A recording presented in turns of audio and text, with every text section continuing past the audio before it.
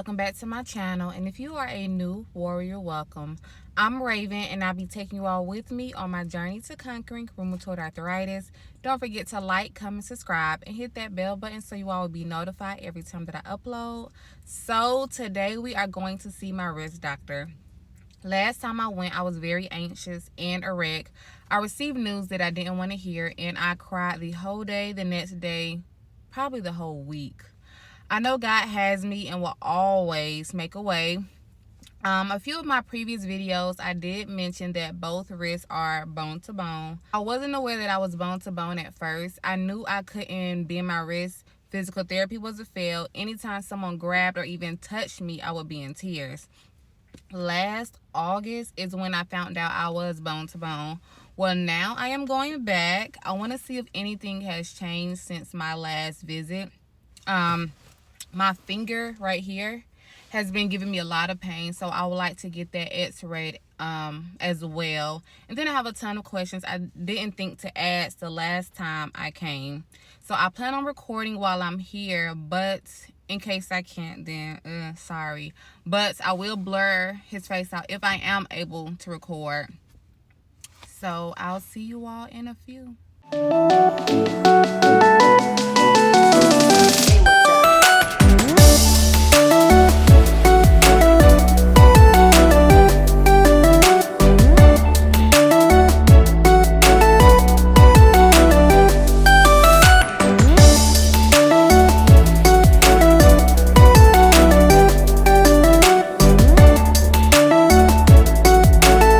Experience, the fusion would probably last for, till you're 85, right? Okay. You may have to have the metal taken out.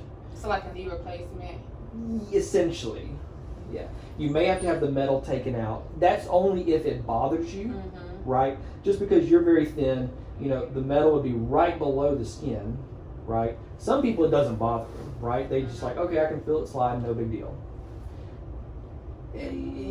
Other people, it irritates them, and so after the fusion is healed, meaning the bone, from the scaphoid, the lunate, and the radius ulna are all fused, meaning bone is grown in, looks great, then the plate can come out, right? The proximal row carpectomy, right? Those two bones are removed, all the spurs are cleaned up, and then there's a lot of different ways to skin the cat. A lot of people will take like a tendon graft and put it in between the radius and now the trapezium, capitate, hamate, the bones up at the top of the wrist right in here, and create a pseudo joint that it rubs against, right? And that tendon graft is pretty strong, right? Over time it may break down, right? And that would probably require a revision.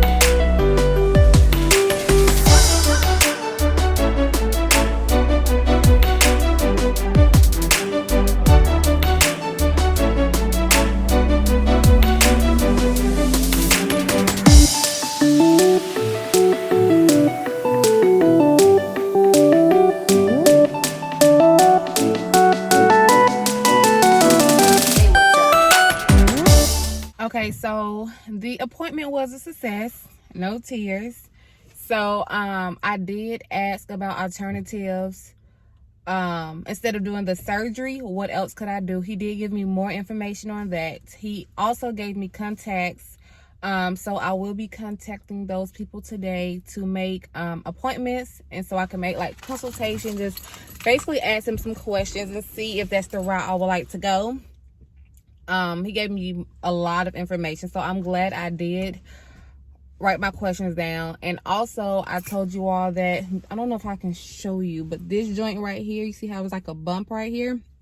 It's always swollen, it's always hurting really bad. So I wanted to get that x-rayed also, and basically he told me that my wrists were still the same, still bone to bone, nothing crazy has changed since August. But as far as this bone right here, he doesn't see a fracture, he doesn't see any bone damage.